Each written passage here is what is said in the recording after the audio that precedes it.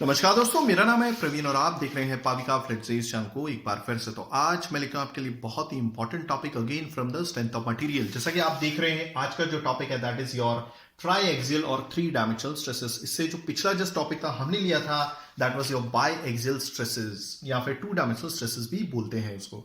But आगे बढ़ने से पहले अगर आपने मेरा चैनल सब्सक्राइब नहीं किया तो प्लीज ये आपसे बहुत बड़ी सी रिक्वेस्ट कि आप मेरा चैनल सब्सक्राइब कीजिए, लाइक एंड शेयर करना मत भूलिएगा ताकि मैं ऐसे ही एजुकेशनल वीडियोस आपके लिए हमेशा पर लेके आता हूँ। और इसी वीडियो के डिस्क्रिप्शन बॉक्स में अगर आप देखेंगे तो आपको एक लिंक मिलेगा जहां से आप इसी चैप्टर यानी कि जो हमारी प्ले लिस्ट का नाम है या फिर बोल सकते हैं हमारे चैप्टर का नाम है सिंपल स्ट्रेसेस एंड स्ट्रेन के तमाम वीडियो आपको मिल जाएंगे विद तमाम यूनिवर्सिटी के solved numericals with all topics जो भी एक्सप्रेशन से रिलेटेड, डेरिवेशन से रिलेटेड सभी कुछ आपको मिल जाएगा।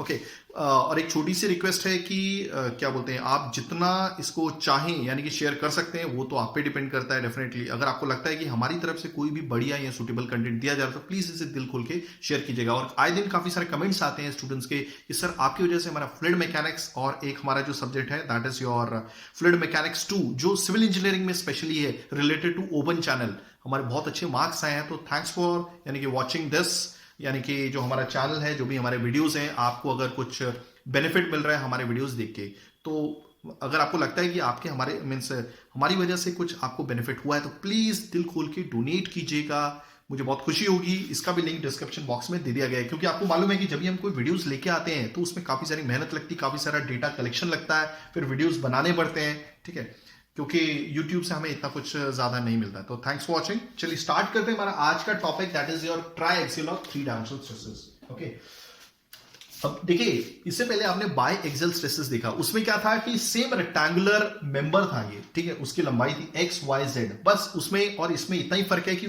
उसमें दो जो आपके डायरेक्शंस है, मतलब देखिए अगर आप देखेंगे टू कोऑर्डिनेट ज्योमेट्री, ठीक है, तो this is X axis, this is Y axis, तो एक्स एक्सिस और वाई एक्सिस से आपकी फोर्स एक्ट हो रही थी। बट यहां पर है हमारी थ्री कोऑर्डिनेट ज्योमेट्री, मतलब हमारा एक रेक्टेंगुलर मेंबर है जो कि आप देख रहे हैं इलास्टिक है, ओके, इसकी लंबाई एक्स, हाइट वाई, जेड इसकी क्या है, विड्थ है। क्लियर हो गया? ओके, तीन डायरेक्शन से इसको फोर्स से सब्जेक्ट कर दिया गया, मतलब तीन डायरेक्शन से इसे सब्जेक्ट कर दिया गया फोर्सेस से। पहली डायरेक्शन है हमारी एक्स डायरेक्शन, जिसमें जो फोर्स है हमारी दैट इज योर एफएक्स, ठीक है, तो ये होती है हमारी एक्सियल डायरेक्शन। आपने देखा होगा इससे पहले हमने जो भी क्वेश्चंस किए हैं, ठीक है, that was based on uniaxial forces, ठीक है। ज्यादातर आपने क्या देखा होगा कि हमने जो भी क्वेश्चंस किए हैं अभी तक हमारे सिंपल स्ट्रेसेस एंड स्ट्रेन में, आपने देखा है कि इस सिंपल स्ट्रेसेस एंड स्ट्रेन में नियर अबाउट हमने 40 वीडियोस बनाए हैं with all solved numericals. Okay, axial क्या बोलते हैं, फोर्स देख रहे थे थोड़ी देर के लिए, जो भी अभी तक हमने क्वेश्चन किए थे। अगर आपने थोड़ा गौर किया होगा कि हमारे पास एक बॉडी है, बॉडी मतलब एक हॉरिजॉन्टल रॉड ले लीजिए, ठीक है, ओके, अब इसे सब्जेक्ट किया जाता है एक्सियल फोर्स द्वारा। अब ये एक्सियल फोर्स का मतलब क्या है, जिस डायरेक्शन में इसकी खुद की एक्सेस होती है, देखिए खुद हॉरिजॉन्टल है, तो जिस डायरेक्शन में इसकी खुद की एक्सेस होती है उसी डायरेक्शन में अगर फोर्स लगाई जाए तो दैट इज योर क्या बोलते हैं, एक्सियल फोर्स। और इसी हॉरिजॉन्टल एक्सेस को या फिर आपकी एक्स एक्सेस को लॉन्जिट्यूडनल एक्सेस भी बोलते हैं। हो गया क्लियर? तो एक्स डायरेक्शन में एफएक्स फोर्स द्वारा सब्जेक्ट किया गया, यानी कि एक्स डायरेक्शन में एफएक्स फोर्स लगाई गई है, सिंपल सी बात है। वाई डायरेक्शन में वाई फोर्स लगाई गई है, और जेड डायरेक्शन आपकी ऐसे है तो फोर्स कौन सी लगाई है, एफजेड। तो ऑटोमेटिकली आपको मालूम है कि अगर एक रेक्टेंगुलर मेंबर को फोर्सेस से सब्जेक्ट किया है तीन डायरेक्शन से, तो तीन डायरेक्शन में आपका स्ट्रेसेस पैदा होंगी, तीनों डायरेक्शन में आपकी स्ट्रेस पैदा होंगी। और इसी कंडीशन को, जिसमें तीन स्ट्रेसेस पिक्चर में आपको देखने को मिल जाती हैं, और ये तीनों स्ट्रेसेस आपके इस रेक्टेंगुलर मेंबर को सब्जेक्टेड है, यानी कि तीनों स्ट्रेसेस पैदा हो रही हैं, ठीक है, just because of all these forces FX, FY, FZ, FX, FY, FZ forces की वजह से जो तीनों स्ट्रेसेस पिक्चर में दिख रही हैं, जो इसमें इंड्यूस हो रही है, पैदा हो रही है, इसी कंडीशन को हम ट्राई एक्सियल स्ट्रेस बोलते हैं या थ्री डायमेंशनल स्ट्रेसेस बोलते हैं। सिंपली स्ट्रेसेस तभी पैदा होंगी जब फोर्सेस एक्ट होंगी, सिंपल सी बात है। ओके, तो अब इसमें हम देखने क्या वाले हैं, हम एक्चुअली में देखने वाले कि एक्स डायरेक्शन में ओवरऑल लीनियर टेंसाइल स्ट्रेन पैदा कितना होता है, वाई डायरेक्शन में कितना होता है, जेड डायरेक्शन में कितना होता है। कुछ चीजें हम देख लेते हैं। आप एक चीज देख रहे हो, देखिए जो हमें प्रूव करना है वो मैंने ऑलरेडी लिख लिया है, यानी कि this is the x direction में पैदा होने वाला ओवरऑल लीनियर चेंज, ठीक है, लीनियर टेंसाइल स्ट्रेन बोल दीजिए। ये है वाई डायरेक्शन में ओवरऑल लीनियर टेंसाइल स्ट्रेन, और ये है z डायरेक्शन में पैदा होने वाला overall linear tensile strain. Clear हो गया? आप देख रहे हैं कि कुछ पार्ट ये माइनस के साथ भी आएंगे, ये भी हम समझेंगे। चलिए इसमें से, इससे पहले कि हम समझें, छोटी सी हम एक चीज देख लेते हैं। आप देखिए कि एक चीज मैं बताना चाहता हूं कि जो फोर्सेस है आपस में परपेंडिकुलर है, हर फोर्स आपस में परपेंडिकुलर है। सपोज अभी सबसे पहले ये देखेंगे X direction, this is Y direction. हो गया क्लियर? देखिए कि आपस में दोनों परपेंडिकुलर है। ओके, एक्चुअली में अगर आप देखेंगे तो कुछ इस तरह से मैंने ये फिगर बनाया हुआ है, ये जेड डायरेक्शन है। ठीक है, अब आप देखिए, हो गया? अब मैं एक एक करके बताता हूं आपको। देखिए this is X direction, this is Y direction. ठीक है, एक्स और वाई आपस में परपेंडिकुलर है। ओके, तो फोर्सेस भी कुछ ऐसे ही दिख रही हैं आपको। ये देखिए F X direction and F Y direction, ये इसी डायरेक्शन में, तो फोर्सेस भी परपेंडिकुलर हैं। क्लियर हो गया? F X and F Y. तो इसी की वजह से जो पैदा होने वाली स्ट्रेसेस होंगी वो भी परपेंडिकुलर होंगी, आपस में म्यूचुअली परपेंडिकुलर है। ओके, अब आप देखिए दूसरी डायरेक्शन हमारी, ओके, ये हो गई हमारी z डायरेक्शन। ओके, और ये हो गई हमारी x डायरेक्शन। तो आप देखिए इसके बीच में भी परपेंडिकुलर होगा। ओके, देन अब कौन सा हो गया? x y हो गया, x z हो गया। अब हम किसके बीच में देखेंगे? z और y के बीच में देखेंगे, z और y। ठीक है, ये हो गया हमारा z और ये हो गया y। ठीक है, अब आप देखिए ये भी आपस में 90 डिग्री होगा। अगर आपको ऐसा नहीं समझ में आ रहा है तो चलिए इसी को मैं ऐसे बना देता हूं, this is y direction and this is your z direction. मैंने जस्ट आगे इसको ट्रैवल करवा लिया। ठीक है, तो again this is a 90 degree.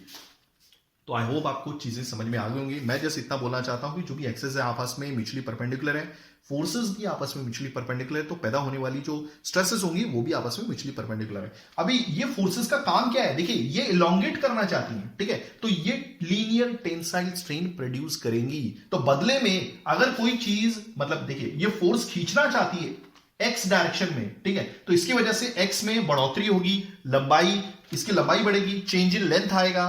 Clear हो गया? ओके, बट वाई डायरेक्शन आपका कॉन्ट्रैक्ट होगा, क्योंकि भाई अगर कोई चीज खींची जा रही है तो डेफिनेटली एक्स की लेंथ बढ़ेगी, वाई डायरेक्शन में वाई की लेंथ छोटी होगी और जेड डायरेक्शन में जेड की लेंथ छोटी होगी। सिंपल है, यानी कि एक्स डायरेक्शन में आपको हमेशा लीनियर टेंसाइल स्ट्रेन देखने को मिलेगा, बट वाई डायरेक्शन में लैटरल स्ट्रेन देखने को मिलेगा। मतलब एक देखिए, मैं समझाने की जो कोशिश कर रहा हूं, मान लीजिए जस्ट ये एक्स एक्सिस है, ये वाई एक्सिस है। अगर मैं कोई फोर्स लगाता हूं एफ एक्स, ठीक है, तो इसकी वजह से लंबाई तो बढ़ेगी। ओके, बट क्या होगा आपको वाई डायरेक्शन में, ये वाई डायरेक्शन है, ठीक है, ये वाई डायरेक्शन में कोई चीज, किसी की लंबाई इतनी थी मान लीजिए, ठीक है, तो अब वो इतनी ना होके इतनी हो जाएगी। तो आप हमेशा सोचिए कि अगर जब भी आप एक्सियल डायरेक्शन में, कोई भी डायरेक्शन हो सकती है, जरूरी नहीं है, फिलहाल तो एक्सियल डायरेक्शन ये है क्योंकि हमने रेक्टेंगुलर बॉक्स को रखा ही इस हिसाब से कि एक्सियल डायरेक्शन इसकी यही साइड होगी जिस डायरेक्शन में आपकी एक्स एक्सिस है। ठीक है, तो एक्सियल डायरेक्शन या एक्स एक्सिस में इसकी लंबाई में बढ़ोतरी होगी। ओरिजिनल लेंथ तो सिर्फ इतनी थी, ठीक है, ये बढ़ोतरी हुई, this is the change in length.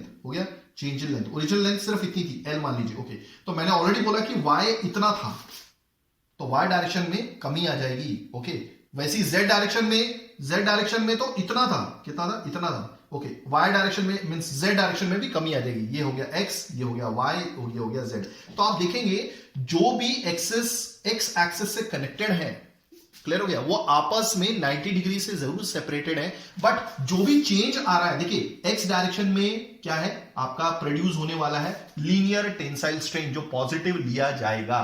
I hope आपको चीजें समझ में आई होंगी। बट उसके चक्कर में वाई डायरेक्शन मींस ये कौन सी डायरेक्शन है, ये मैंने ओके एक मिनट, जेड यहां लिखना था। ओके, उसके चक्कर में देखिए मैं जस्ट इतना ही समझाने की कोशिश कर रहा हूं कि जब भी कोई भी फोर्स द्वारा किसी भी मटेरियल को खींचा जाता है तो एक्स डायरेक्शन में लीनियर टेंसाइल स्ट्रेन प्रोड्यूस होगा, बट वो वाली डायरेक्शन जो एक्स एक्सिस से कनेक्टेड है, जैसे जेड और वाई आपस में 90 डिग्री से सेपरेटेड जरूर है, तो वहां पे पैदा होने वाला जो स्ट्रेन होगा वो लैटरल स्ट्रेन होगा और वो हमेशा नेगेटिव ही होगा। हो गया, ये चीज तो क्लियर हो गई। ओके, अब हम चलते हैं कि स्ट्रेसेस की वैल्यू क्या होंगी वो देख लेते ना। ठीक है, उसके बाद आते हैं इस फॉर्मूले पे कि आया कैसे। ठीक है, तो मैं एक एक चीज बताऊंगा कि भाई ये क्या है, ये क्या है, ये क्या है, और एक बार ये आ गया तो हम y डायरेक्शन के लिए ओवरऑल लीनियर टेंसाइल स्ट्रेन लिख सकते हैं, z डायरेक्शन के लिए ओवरऑल लीनियर टेंसाइल स्ट्रेन लिख सकते हैं। ओके, और यही हेल्प करेगा आपको हुक्स लॉ में ट्राई एक्सियल स्ट्रेसेस को समझने के लिए। ओके, चलिए, तो सबसे पहले हम ये डिफाइन करते हैं, sigma X is equal to, आपको मालूम है normal stress is nothing but force upon area. Okay, क्या होता है ये? ठीक है, आपको मालूम है कि कोई भी चीज सपोज ओके एक्सियल डायरेक्शन में हम फोर्स लगाते हैं एफ, ठीक है। ओके, अब आपको मालूम है कि अगर हम कोई चीज को खींच रहे हैं, ठीक है, तो अंदर पैदा होगा, देखिए ये जो क्रॉस सेक्शन आपको दिख रहे हैं सपोज, ठीक है, तो अगर हम कोई भी क्या बोलते हैं मेंबर है, सपोज ये एक बार है, बार को सब्जेक्ट किया जाता है आपके एक्सियल फोर्स F द्वारा, तो ये खींचेगा, डेफिनेटली खींचेगा, बट इसको खींचने से रोकने वाली एक फोर्स होती है जो रेजिस्टिंग फोर्स होती है, और वो क्रॉस सेक्शन एरिया पे एक्ट करती है। तो ये अगर फोर्स खींचने की कोशिश करी तो ये उल्टी डायरेक्शन में एक्ट करती है। क्लियर हो गया? ओके, और यही होता है हमारा क्या, नॉर्मल स्ट्रेस यानी कि स्ट्रेसेस। ठीक है, that is nothing but force upon area, और इसकी वैल्यू भी उतनी ही होती है। ठीक है, यही फोर्स की वैल्यू यहां पर भी आएगी, और जो क्रॉस सेक्शन एरिया वो ये वाला यूज होने वाला है, ये जो है जो सर्कल फॉर्म में आपको रिप्रेजेंट हो रहा है। और सर्कल का एरिया क्या होता है, पाई डी स्क्वायर बाय 4। फिलहाल मैं पाई डी स्क्वायर बाय 4 नहीं लिखूंगा, तो that is your force upon area. ये हो गया फॉर्मूला। तो जो एक्स डायरेक्शन में पैदा होने वाली जो स्ट्रेस होगी वो भी टेंसाइल ही होगी नेचर में, तो that is your force upon area. Formula तो यही है, stresses is equal to force upon area, यानी stress is equal to force upon area. Okay, तो फोर्स क्या है हमारी एक्स डायरेक्शन में, Fx। ओके, एरिया क्या है, ये वाला एरिया जो आपको दिख रहा है, ये ब्लू वाला। ठीक है, कौन सा है ये रेक्टेंगुलर फॉर्म में दिख रहा है, ये मैंने ब्लू लाइंस की हुई है, मतलब ग्रीनिश लाइन की हुई है। ओके, तो दैट इज वाई। देखिए, जो एरिया यूज किया जा रहा है वो ये वाला है, ठीक है, जिसको मैंने ब्लू लाइन से शेड किया हुआ है ऑलरेडी। ठीक है, तो एरिया क्या है, वो रेक्टेंगुलर फॉर्म में दिख रहा है, तो रेक्टेंगल का एरिया क्या होता है, लेंथ इंटू ब्रेड। तो लेंथ क्या हो गई आपकी z, और हाइट क्या होगी y, तो दिस इज yz। हो गया। वैसे ही मैं सिग्मा y भी लिख सकता हूं। अब ये फोर्स कौन सी है, ये तो देखिए आपको ब्लैक लाइन में ये शेडेड एरिया दिख रहा है ऊपर टॉप पे, तो जो लंबाई हो जाएगी, ये भी एक रेक्टेंगल के जैसा ही दिख रहा है, तो रेक्टेंगल का एरिया होता है लेंथ इंटू ब्रेड। लेंथ क्या है x, then your width is z, तो ये हो गया Fy, और this that will be x into z। Let me check everything is working fine, या ठीक है, ओके चलेगा। ओके, वैसे ही मैं सिग्मा z भी लिख सकता हूं, तो फोर्स अपॉन एरिया, फोर्स कौन सी होगी, z डायरेक्शन में, ये वाली फोर्स है। ठीक है, पीछे से तो फोर्स निकलती हुई नहीं दिख रही, मगर फ्रंट आपको दिख रहा है। फ्रंट वाला एरिया कौन सा है, दिस इज दिस, यानी कि जिसको मैंने शेड नहीं किया, जो खाली दिख रहा है आपको, तो this is your z area. Area क्या होगा, that is your x into y, तो that is your x into y. तो दीज आर द स्ट्रेसेस जो पैदा हो जाती है, इंड्यूस हो जाती है, पैदा हो जाती है just because of Fx, Fy, Fz forces द्वारा। हो गया क्लियर? चलिए, ये तो हो गई फोर्स। अब हम बात करते हैं Fx, Fy, Fz का काम क्या है भाई। Fx का काम है x डायरेक्शन में इलोंगेशन, x डायरेक्शन में लंबाई करना, मतलब x की लंबाई को बढ़ाना। y का क्या काम है, y को बढ़ाना। z का काम क्या है, z को बढ़ाना। ओके, बट थोड़ी देर गौर कीजिएगा, मैं एक चीज बताना चाहता हूं। मान लीजिए थोड़ी देर के लिए Fy फोर्स नहीं है, Fz फोर्स नहीं है। क्या है, Fy फोर्स नहीं है, Fz फोर्स नहीं है। पिक्चर में सिर्फ ये जो रेक्टेंगुलर मेंबर है जिसकी लंबाई x, y, z है, ये सिर्फ एक ही एक्सियल फोर्स से सब्जेक्टेड है। एक्सियल फोर्स इसलिए बोल रहा हूं कि जिस डायरेक्शन में इसकी खुद की एक्सिस होगी, देखिए इसकी खुद की एक्सिस में तो इसी डायरेक्शन में, यानी कि एक्स एक्सिस में, यानी कि लॉन्जिट्यूडनल एक्सिस में, तो उसी डायरेक्शन से सब्जेक्टेड है। कोई Fy, कोई z फोर्स नहीं है। यानी कि फिलहाल ये जो 3 डायमेंशनल स्ट्रेसेस हैं, ये सिंगल डायमेंशनल स्ट्रेस है, यानी कि यूनी एक्सियल स्ट्रेस। ओके, तो क्या होगा, इसकी लंबाई ओरिजिनल आप देख रहे हैं इतनी है बस। ओके, थोड़ी देर बाद क्या होगा, अगर मैं सिर्फ इसे Fx फोर्स से ही सब्जेक्ट कर रहा हूं, ना ही y ना ही z, तो इसकी जो लंबाई होगी वो बढ़ जाएगी। मान लीजिए इतनी बढ़ गई। ओके, ओरिजिनल लंबाई कितनी थी, दैट इज ये इतनी, यानी कि ये x हो गया, यहां से लेकर यहां तक ये x हो गया। कोई कंफ्यूजन? ओके, बड़ी कितनी, इतनी बड़ी, ये तो बहुत ज्यादा है भाई, यानी कि इतनी बढ़ गई। This is the change in length. ये डेल एल लिखा है, काम करता हूं x लिखता हूं, डेल x, ये ज्यादा बेटर रहेगा। ठीक है, दिस इज डेल x हो गया। बट ये 2 पार्ट में बड़ी है, 2 पार्ट में बड़ी है। दोनों को मैं 50-50 डिवाइड कर लेता हूं, एक ये 1 और एक ये दूसरी और ये 2। पहली पार्ट में ये बड़ी है, दूसरे पार्ट में ये बड़ी है। क्लियर हो गया? आई होप आपको चीजें समझ में आ गई होंगी। एक बार वापस रिपीट कर देता हूं। ठीक है, मैंने क्या सोचा कि अब Fy और Fz का काम खत्म हो गया, सिर्फ एक्सियल डायरेक्शन में x फोर्सेस से सब्जेक्ट कर देता हूं। ओके, जैसे ही सब्जेक्ट किया तो ये x की लंबाई बढ़ गई, इतनी बढ़ गई। ओके, इसे मैंने 2 पार्ट में डिवाइड कर दिया। पहले चरण में, यानी कि पहले पार्ट में इतनी बड़ी, दूसरे पार्ट में इतनी बड़ी, यानी कि टोटल जो लंबाई में चेंज आया वो इतना है। हो गया क्लियर? ओके, तो अगर मेरे को लीनियर स्ट्रेन लिखना होगा तो मैं कैसे लिखूंगा, E x डायरेक्शन में, तो that is change in length, यानी change in length upon original length. हो गया? मतलब हम क्या कर रहे हैं, जो भी चेंज आया हुआ, याद रखिएगा जो लीनियर पॉजिटिव लीनियर स्ट्रेन आया है, टेंसाइल स्ट्रेन आया, ये पॉजिटिव आता है, और ये ओरिजिनल लेंथ के कंपैरिजन में कितना परसेंट आया, फिलहाल परसेंट नहीं लिखेंगे, कितना फ्रैक्शन है ओरिजिनल लंबाई के कंपैरिजन में, यानी कि जो भी चेंज आता है उसको ओरिजिनल लंबाई से कंपेयर किया जाता है। सिंपल है, अगर मल्टीप्लाई में 100 होता तो परसेंटेज हो जाता है, यानी कि ओरिजिनल लंबाई के कंपैरिजन में कितना चेंज आया पॉजिटिव, यही मतलब होता है लीनियर स्ट्रेन का। ओके, तो हम यही लिखते थे सिग्मा x अपॉन x, तो इसको क्या बोलते हैं, EX। क्लियर हो गया? ओके, अब एक और चीज थोड़ा सा गौर कीजिएगा। ओके, तो मैं क्या लिखूंगा, अब आपको मालूम है कि जब भी हुक्स लॉ अप्लाई होता है within the proportional limit, तो हम क्या लिखते हैं, stress is directly proportional to strain. Okay, अब मैं प्रोपोर्शनैलिटी कांस्टेंट, सॉरी स्ट्रेन ये नहीं होता, स्ट्रेन स्मॉल ही होता है, ठीक है। ये sigma is directly proportional to strain, ये stress directly proportional to strain, proportionality constant खुलेगा तो that is E। So therefore अगर E की वैल्यू चाहिए तो this is sigma upon capital E, ठीक है। तो मैं क्या करूंगा, ये EX ही है ना, हो गया, change in length upon original length, तो मैं इसको लिख सकता हूं ऐसे, that is sigma x direction में ये लीनियर स्ट्रेन है, ये लीनियर स्ट्रेन है, याद रखना। तो E को मैं क्या लिख सकता हूं, सिग्मा अपॉन E, ठीक है। तो that is EX upon E लिख सकता हूं ना, ये E, देखिए मैंने E को क्या लिखा है, sigma upon E, normal stress upon modulus of elasticity. ये जो E आया है, जो कांस्टेंट ऑफ प्रोपोर्शनैलिटी है, ये है मॉडुलस ऑफ इलास्टिसिटी, ठीक है, हुक्स कांस्टेंट, ठीक है। तो ये कैसे लिखूंगा, E की जगह सिग्मा अपॉन E, ये तो जनरल फॉर्मूला है। ओके, बट ये जो लीनियर स्ट्रेन है x डायरेक्शन में, इसलिए x इसको मिल गया है, तो यही चीज तो मैंने यहां लिखी है पहली। हो गया क्लियर? ओके, और ये जो दो पार्ट हैं ये हैं, पहला पार्ट और ये दूसरा पार्ट। आ गई बात समझ में, ये पहला पार्ट और ये दूसरा पार्ट, आ गई बात समझ में? ओके, अब देखते हैं, बट ये तो तब चीजें हो रही हैं जब Fy और Fz नहीं था, बट मैं ये बोल रहा हूं कि Fy Fz तो है, यही तो हम कर रहे हैं, 3 डायमेंशनल स्ट्रेसेस, ठीक है। तो अगर Fy भी पिक्चर में आ जाता है, Fz भी आ जाता है, तो आप खुद सोचिए, ये जितना एक्सपैंड हो सकता था इतना एक्सपैंड हुआ, क्या ये इतना एक्सपैंड होगा? मैं बोल रहा हूं नहीं होगा, क्योंकि भाई पिक्चर में Fy भी आ गई है, Fz भी आ गई है। अब ये क्या बोलेगी, समझ में? ये तब पॉसिबल था जब सिर्फ Fx फोर्स होती, अब पिक्चर में Fy भी है, Fz भी है। क्लियर हो गया? ओके, जब Fy Fz नहीं होती तो वो इतना एक्स्ट्रा एक्सपैंड हो सकता था, बट अब पिक्चर में Fy और Fz आ गई है, तो अब वो इतना एक्सपैंड नहीं हो सकता। मैं ये नहीं बोल रहा हूं कि एक्सपैंड नहीं होगा, बट अब वो ज्यादा एक्सपैंड नहीं हो सकता। क्लियर हो गया? ओके, मैं एक काम करता हूं, थोड़ी सी एक चीज रह गई ये बताना कि देखिए, मैं एक्चुअली ये चीज बोल रहा था कि अगर ये दोनों फोर्सेस आ जाती तो इसका मतलब ये नहीं है कि ये अपनी ओरिजिनल लेंथ ही मेंटेन करेगा। क्लियर हो गया? ये थोड़ा बहुत बढ़ेगा, बट एक्स्ट्रा नहीं बढ़ पाएगा जो वो पहले बढ़ चुका था जब ये Fy और Fz फोर्स नहीं थी। क्लियर हो गया? तो मैं काम करता हूं, इसको मैं इतना तक बढ़ा देता हूं, ठीक है, ये ठीक रहेगा। आगे बात समझ में? ओके, तो इसको ले लेता हूं 3, क्विक एंड फिजन में। आगे बात समझ में? ओके, तो इसको 3 पार्ट में मैंने इसकी जो लंबाई है डिवाइड कर दी है, जो ये बड़ा था एक्स्ट्रा, ये change in length. I hope आपको चीजें समझ में आ गई होंगी, ठीक है। ओके, चलिए अब देखते हैं कि भाई ये पार्ट क्या है और ये पार्ट क्या है। क्लियर हो गया? आई होप आपको चीजें समझ में आ रही होंगी, ठीक है। पिक्चर में Fy आ गई है, ठीक है, तो Fy क्या करेगी? हाँ, एक चीज मैं छोटी सी रिपीट कर देता हूं, जब Fy और Fz नहीं थे तब सिर्फ Fx था, तो अगर Fx है तो ये मैक्सिमम एक्सपैंड हो सकती है, उस दौरान आपका Y कॉन्ट्रैक्ट हो जाएगा मैक्सिमम, उस दौरान आपका Z डायरेक्शन भी कॉन्ट्रैक्शन हो जाएगा, मैक्सिमम कॉन्ट्रैक्शन हो जाएगा। ये तो मानते हो? ओके, ठीक है, बट पिक्चर में Fy और Fz आ गई है। अब यहीं पर मेन कॉन्सेप्ट है कि ये क्या टर्म है, ठीक है।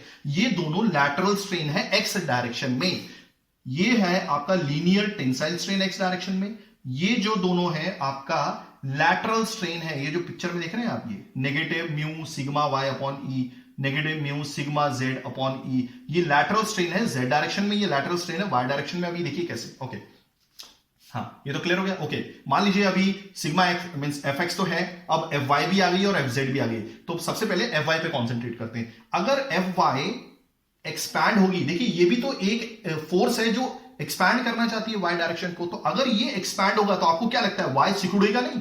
तो y सिकुड़ेगा तो कितने अमाउंट से सिकुड़ेगा, वो ये है। अगली बात समझ में? ये है, और वो मैंने क्या बताया, वो ये पहली है, इतने अमाउंट से सिकुड़ जाएगा। मतलब पहले इतना लीनियर चेंज, मतलब इतना चेंज इन लेंथ आया था। ओके, क्लियर हो गया? ओके, बट अब वो इतने से कम हो गया है। आगे बात समझ में? ये है लैटरल स्ट्रेन, और लैटरल स्ट्रेन क्या होता है आपका, एक्स डायरेक्शन में लैटरल स्ट्रेन है, ठीक है। एक चीज थोड़ा सा गौर कीजिए, वाई डायरेक्शन में आपका एक्सपेंशन हो रहा है, तो वाई डायरेक्शन में अगर एक्सपेंशन हो रहा है तो जो पैदा होने वाला स्ट्रेन होगा वो लीनियर स्ट्रेन होगा, पॉजिटिव लीनियर स्ट्रेन। क्लियर हो गया? ओके, अब एक चीज हम यहां पे देख लेते हैं कि आया कैसे होगा। वाई डायरेक्शन में एक्सपेंशन हो रहा है, वाई बढ़ेगा, ओके, तो एक्स घटेगा, साथ में जेड भी तो घटेगा ना, समझ में आ रहा है? साथ में जेड भी तो घटेगा। ओके, तो वाई डायरेक्शन में आपका लीनियर टेंसाइल स्ट्रेन पैदा हो रहा है, एक्स डायरेक्शन, ठीक है। मेन फिलहाल अभी हम y डायरेक्शन में फोकस कर रहे हैं। y डायरेक्शन में पैदा होने वाला जो स्ट्रेन है that is your linear tensile strain, but x इसको देखते हुए एक्स डायरेक्शन में जो पैदा होगा वो तो लैटरल स्ट्रेन होगा ना। आगे बात समझ में, क्योंकि एक्स डायरेक्शन में चीजें सिकुड़ रही हैं, अगर एक्स वाई डायरेक्शन में इस Fy फोर्स की वजह से एक्सपेंशन हो रहा है। तो आपको मालूम है दैट लैटरल स्ट्रेन, यहां पे लिखता हूं, this is lateral strain upon linear strain is equal to Poisson's ratio होता है, दैट इज म्यू। तो लैटरल स्ट्रेन क्या होगा, therefore lateral strain is equal to mu linear strain, mu linear, मैं मल्टीप्लाई कर रहा हूं, क्रॉस मल्टीप्लाई हो रहा है, ओके, लीनियर स्ट्रेन। देखिए मैंने काफी कुछ समझाने की कोशिश की है, तो मैं इसको लिख सकता हूं म्यू इंटू ई, म्यू इंटू ई, ये तो आपको मालूम है, सबसे बेटर मालूम है। मैं जस्ट यही बता रहा था, ये दूसरी टर्म क्या है, ये दूसरी टर्म है लैटरल स्ट्रेन जो एक्स डायरेक्शन में प्रोड्यूस हो रही है। ठीक है, इतनी कमी आ गई, ये जो मैंने दिया ना, पहले इतनी लंबाई में चेंज आ रहा था, बट अब पहली बार लंबाई में चेंज आया है इतना, ये 1 है, तो ये 1 ही है, mu E y sigma Y upon E, ये है लैटरल स्ट्रेन एक्स डायरेक्शन में। ठीक है, ये किस वजह से पैदा हुआ है, F Y direction means F Y force की वजह से, क्योंकि वाई डायरेक्शन में आपका एक्सपेंशन हो रहा है वाई में, तो डेफिनेटली लीनियर टेंसाइल स्ट्रेन तो आपके वाई डायरेक्शन में ही पैदा होगा। तो उसके हिसाब से एक्स डायरेक्शन में कितनी कमी आई, क्योंकि वाई एक्स डायरेक्शन में तो कमी आएगी ना, कॉन्ट्रैक्शन होगा, तो ये कॉन्ट्रैक्शन है, और ये कॉन्ट्रैक्शन अगर हम वाई एक्सिस पे फोकस कर रहे हैं तो दैट मींस एक्स डायरेक्शन में पैदा होने वाला आपका क्या होगा, लैटरल स्ट्रेन होगा। और लैटरल स्ट्रेन हम कैसे निकालेंगे, ये एक्स डायरेक्शन में पैदा होने वाला है, ठीक है, और ये वाई डायरेक्शन में पैदा होने वाला है। तो मैं क्या करूंगा, सिंपली लीनियर स्ट्रेन को म्यू से मल्टीप्लाई कर दूंगा, तो दैट इज ई वाई। तो आपको मालूम है ये लीनियर स्ट्रेन वाई डायरेक्शन में, तो इसलिए छोटा सा सिंबल दे दूंगा ई वाई। आ गई बात समझ में, ओके। और आपको मालूम है दैट ई क्या लिख सकते हैं, sigma upon E capital E, ये मॉडुलस ऑफ इलास्टिसिटी, तो यही तो लिखा है sigma Y upon capital E. हो गया क्लियर, आई होप आपको चीजें समझ में आ गई होंगी। वैसे ही अब देखिए, अगर जेड डायरेक्शन एक्सपैंड होना चाहती है तो जेड डायरेक्शन में आपका पॉजिटिव लीनियर स्ट्रेन प्रोड्यूस होगा, ठीक है, बट उसके चक्कर में अगर जेड डायरेक्शन एक्सपैंड होना चाहती है तो एक्स डायरेक्शन वापस कॉन्ट्रैक्ट होगी, तो वो जो दूसरा कॉन्ट्रैक्शन है पूरी लंबाई में वो सेकंड है, और ये सेकंड ही तो है, यही तो है, ये भी लैटरल स्ट्रेन है। किस वजह से, आपके जेड डायरेक्शन में जो फोर्स है यानी कि एफ जेड, उसकी वजह से जेड डायरेक्शन में पैदा होगा linear positive linear tensile strain, और एक्स डायरेक्शन में देखने को मिलेगा, यानी कि एक्स डायरेक्शन सिकुड़ेगी ना, तो एक्स डायरेक्शन में लैटरल स्ट्रेन देखने को मिलेगा, और लैटरल स्ट्रेन हमेशा नेगेटिव साइन के साथ आती है, that is mu sigma z upon E. वैसे यही चीजें आएंगी, देखिए लैटरल स्ट्रेन, अब इस केस में क्या हो जाएगा, जो लैटरल स्ट्रेन आएगा वो तो एक्स में ही आएगा, बट यहां पर जो लीनियर स्ट्रेन होगा वो आपके जेड डायरेक्शन में आएगा, तो ये मल्टीप्लाई होगा, तो यहां पर जो पैदा होने वाला होगा वो जेड आएगा। और आपको मालूम है जेड तो बेस है, नहीं मतलब कहने का मतलब है जेड तो डायरेक्शन बता रहा है, बट ई को लिख सकते हैं सिग्मा अपॉन कैपिटल ई, ओके। तो मैं यहां पे क्या लिख दूंगा, म्यू ई जेड लिखना था मुझे, तो म्यू सिग्मा जेड अपॉन ई, जो मैंने इस रिलेशन का यूज करके लिखा है। तो ये कमी है एक्स डायरेक्शन में, लैटरल स्ट्रेन है, ये लैटरल स्ट्रेन है जेड डायरेक्शन में, और ये दोनों कमी है आपकी एक्स डायरेक्शन में। तो अब जो ओवरऑल लंबाई बढ़ेगी एक्स डायरेक्शन में वो बस इतनी ही रहेगी, कहां से कहां तक, यहां से लेकर बस यहां तक। ये जो तीसरी, ये याद रखिएगा जो 1 और 2 है ये कमी है एक्स डायरेक्शन में, बट जो लंबाई बढ़ेगी वो 3 है, 3 नंबर का है। ओरिजिनल लंबाई तो यहां से लेकर यहीं तक थी। आई होप आपको चीजें समझ में आई होंगी। वैसे ही मैं वाई डायरेक्शन में भी ओवरऑल चेंज लिख सकता हूं, किसमें, लीनियर स्ट्रेन में ऐसे, और जेड डायरेक्शन में भी ऐसे ही लिख सकता हूं। तो आई होप आपको मैं मेरी कोशिश यही थी कि इसके पीछे कॉन्सेप्ट क्या था, क्या इसके पीछे मतलब एक्चुअली कॉन्सेप्ट था, तो मैं कोशिश आपको करवा पाया हूं मैं, यानी कि समझने की। तो थैंक्स फॉर वॉचिंग, धन्यवाद, थैंक यू। आपको समझ में आया होगा, यही मेरी कोशिश थी।